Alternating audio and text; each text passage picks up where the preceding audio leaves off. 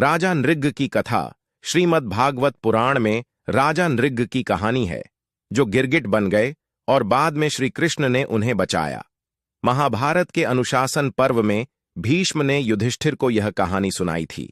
एक दिन यादव वंश के बच्चे खुले मैदान में खेल रहे थे। उन्हें प्यास लगी और वे पानी पीना चाहते थे। पानी के स्रोत की तलाश करते हुए उन्हें घास और लताओं से भरा एक कुआं मिला। उन्होंने सभी लताओं को हटाने और कुएं से पानी निकालने का फैसला किया, क्योंकि वे प्यासे थे। कुएं का मुंह साफ करने के बाद उन्हें एक अप्रत्याशित दृश्य देखने को मिला। उस कुएं में एक विशालकाय छिपकली थी। मजबूत युवा यादवों ने छिपकली को कुएं से निकालने की कोशिश की। छिपकली का आकार पहाड़ जितना था और रस्सियों और दूसरे उपकरणों के इस्तेमाल के बाद भी वे उसे हिला नहीं पाए। इसके बाद वे कृष्ण के पास गए और उन्हें इस अजीबोगरीब घटना के बारे में बताया। कृष्ण कुएं के पास पहुंचे और छिपकली को बाहर निकालने के बाद उससे पूछा कि यह कौन सी छिपकली है। छिपकली ने जवाब दिया कि वह छिपकली के रूप में पुनर्जन्म लेने वाले राजा नृग थे। राजा नृग एक अच्छे आत्मा थे, जिन्होंने कई बलिदान किए थे और धार्मिक जीवन जिया था।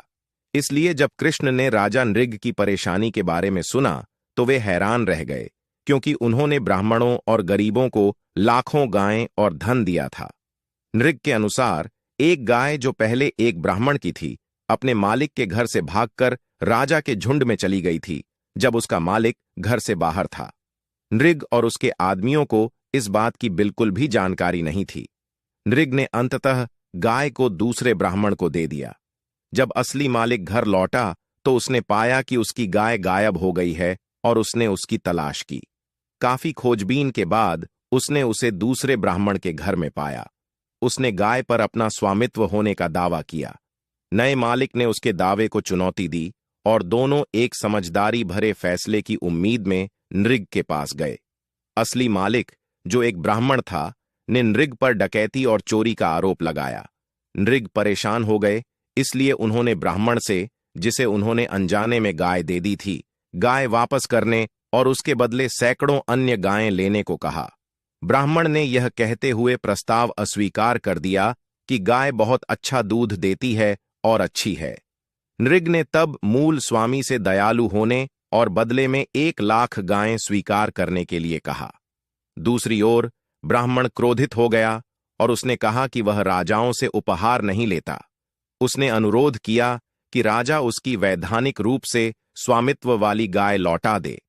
नृग ने गाय के बदले में उसे बहुत सारा धन देने की पेशकश की।